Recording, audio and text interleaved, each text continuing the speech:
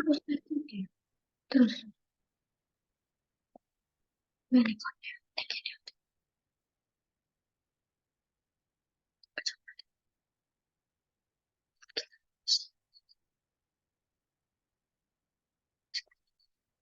Assalamualaikum warahmatullahi wabarakatuh.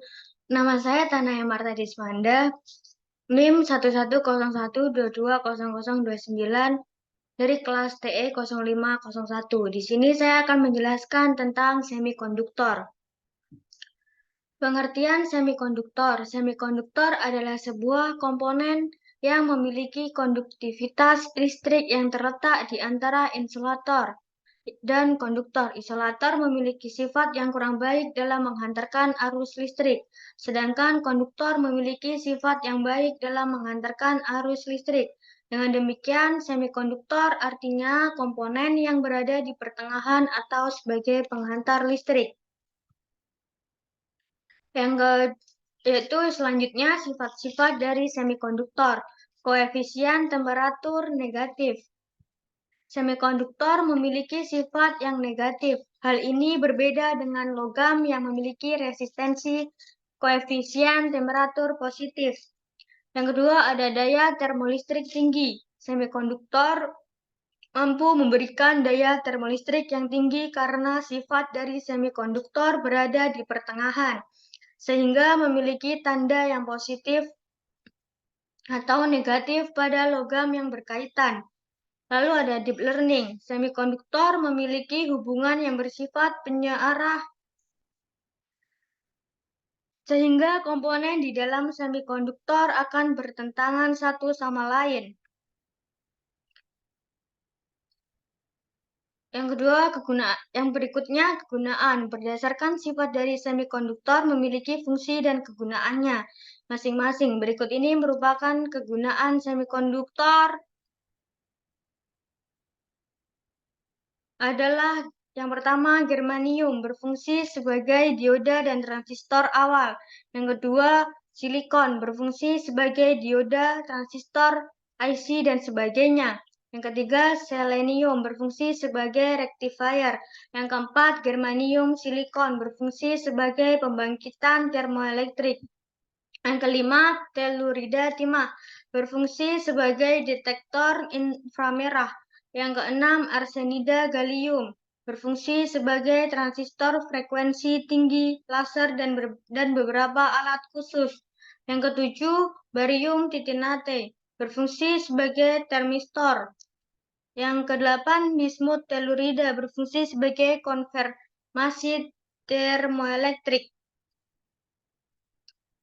Lalu ada kelebihan dan kekurangan. Berdasarkan kegunaan dari semikonduktor, di atas bahwa semikonduktor dapat digunakan dalam berbagai industri. Hal ini menjadikan semikonduktor memiliki banyak sekali manfaat dan kegunaan untuk masa depan, baik untuk semikonduktor motor, semikonduktor mobil, dan lainnya.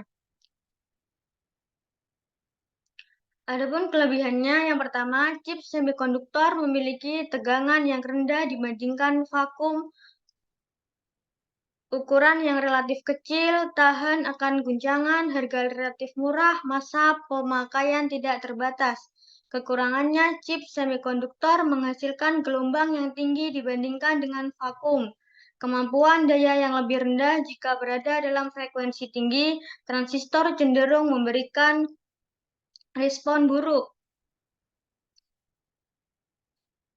Lalu ada jenis semikonduktor intrinsik dan ekstrinsik. Ekstrinsik, semikonduktor ekstrinsik diperoleh dari semikonduktor intrinsik dengan menambahkan sejumlah kecil pengotor, suatu proses yang disebut doping. Doping ini menghasilkan peningkatan konsentrasi pembawa muatan yang secara signifikan meningkatkan konduktivitas semikonduktor dan menjadikannya cocok untuk aplikasi praktis. Lalu ada intrinsik, semikonduktor intrinsik murni dan hanya terdiri dari satu jenis atom. Biasanya ini adalah struktur kristal dari germanium atau silikon. Sifat-sifat semikonduktor intrinsik hanya muncul dari pembangkitan termal atau rekombinasi pasangan lubang elektron. Semikonduktor tipe N dan tipe P. Semikonduktor ekstrinsik selanjutnya dibagi lagi menjadi dua kelompok berdasarkan jenis pembawa muatan yang menjadi pembawa mayoritas yang dikenal sebagai semikonduktor tipe N, tipe negatif, dan tipe P, tipe positif. Semikonduktor tipe N mempunyai elektron sebagai pembawa muatan mayoritasnya.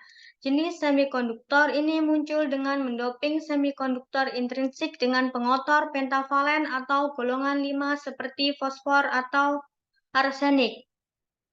Semikonduktor tipe P sebaliknya memiliki lubang atau tidak adanya elektron sebagai pembawa muatan. Mayoritasnya dengan mendoping semikonduktor intrinsik dengan pengotor trivalen atau golongan 3, seperti boron atau gallium. Kita dapat membuat semikonduktor tipe P. Semikonduktor tipe N dan tipe P. Perbandingan tipe N dan tipe P. Tipe N pembawa mayoritas adalah elektron, tipe P mayoritas pembawa adalah lubang. Tipe N diproduksi dengan doping dengan pengotor pentavalen. Tipe P diproduksi dengan doping dengan pengotor trivalen. Tipe N fosfor arsenik adalah pengotor yang umum digunakan. Lalu tipe P boron gallium adalah pengotor yang umum digunakan. Bahan semikonduktor. Semikonduktor unsur kategori ini mencakup semikonduktor unsur seperti silikon dan germanium. Mereka termasuk dalam kelompok keempat tabel periodik dan memiliki 4 elektron valensi. Di antaranya, silikon adalah bahan semikonduktor yang paling banyak digunakan karena sifat termal yang baik, ketersediaan dan proses manufaktur yang matang. Semikonduktor majemuk ini terdiri dari unsur-unsur dari dua kelompok berbeda dalam tabel periodik. Contohnya adalah gallium arsenida, indium fosfida, dan gallium nitrida. Mereka menunjukkan berbagai sifat seperti mobilitas elektron tinggi atau celah pita langsung, sehingga cocok untuk aplikasi spesifik seperti perangkat frekuensi tinggi, daya tinggi, dan optoelektronik. Lalu ada semikonduktor organik. Ini adalah bahan berbasis karbon yang menampilkan sifat semikonduktor. Semikonduktor organik menawarkan fleksibilitas dan dapat diproses dalam bentuk larutan, sehingga memungkinkan penggunaannya dalam aplikasi seperti layar fleksibel dan panel surya. Namun kinerjanya biasanya lebih rendah dibandingkan semikonduktor anorganik dan seringkali menimbulkan tantangan yang lebih besar dalam hal stabilitas dan keandalan. Sifat untuk bahan semikonduktor. Bahan semikonduktor memiliki beberapa fitur unik yang membedakannya dari isolator dan konduktor. Fitur eksklusif ini merupakan inti kegunaannya dalam episode elektronik. Beberapa properti penting meliputi: yang pertama, celah pita operator. Semikonduktor memiliki celah pita energi yang berbeda antara pita konduksi dan valensinya. Yang kedua, mobilitas operator. Ini adalah kemampuan pembawa muatan baik elektron atau lubang untuk bergerak melalui suatu material ketika medan listrik diterapkan. Yang ketiga, sifat termal. Mirip dengan bahan lain, konduktivitas. Semikonduktor bervariasi menurut suhu, namun berbeda dengan logam yang cenderung meningkatkan resistivitasnya seiring dengan kenaikan suhu. Semikonduktor menurunkan resistivitasnya seiring dengan peningkatan suhu. Terima kasih. Berikut adalah penjelasan dari semikonduktor. Wassalamualaikum warahmatullahi wabarakatuh. Kita.